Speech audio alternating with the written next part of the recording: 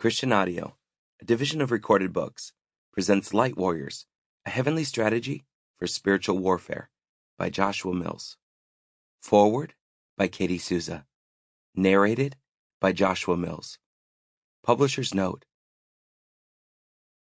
This book is not intended to provide medical or psychological advice or to take the place of medical advice and treatment from your personal physician.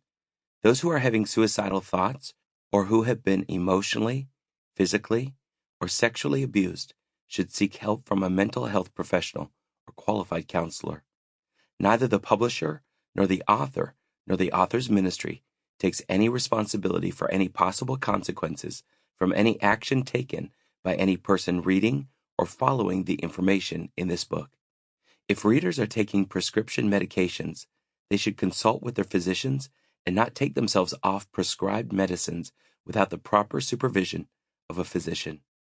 Always consult your physician or another qualified healthcare professional before undertaking any change in your physical regimen, whether fasting, diet, medications, or exercise. This book is for the true light warriors, those who desire to shine bright with the light of Christ, dismantling darkness and contending for this world to be a better place, a habitation for heaven on earth. The path of the righteous is like the morning sun, shining ever brighter to the full light of day. Proverbs chapter 4, verse 18. New International Version. Foreword. When Joshua Mills told me he was writing a book about the light of Jesus Christ, I was thrilled. First, because I've known Joshua and his wife Janet for over 12 years, and I've witnessed firsthand their integrity and humility. I've seen the raw power and glory from God that resides on their lives and ministry. We have ministered together in many meetings, as well as on television broadcasts, and there has never been one occasion when the presence of the Lord didn't show up. Second, I was so excited about Joshua's new book because over the centuries, the church has tragically often been in the dark about the light of Christ, and that is true for the church today. This book is long overdue. There is so little understanding about the astounding power of God's light. The Lord birthed in me a forerunner revelation concerning the light of Christ over a decade and a half ago. We must realize that Jesus said, "While you have the light, believe in the light. Have faith in it, hold to it, rely on it, that you may become sons of the light and be filled with light." John chapter 12, verse 36. A man in Minnesota suffered from a strange hearing disorder, in which every time he took a breath, it sounded in his ears like a door slamming shut. Conversely, whenever he breathed out, it sounded like a door opening, followed by sounds of severe static. He had suffered from this condition for most of his life.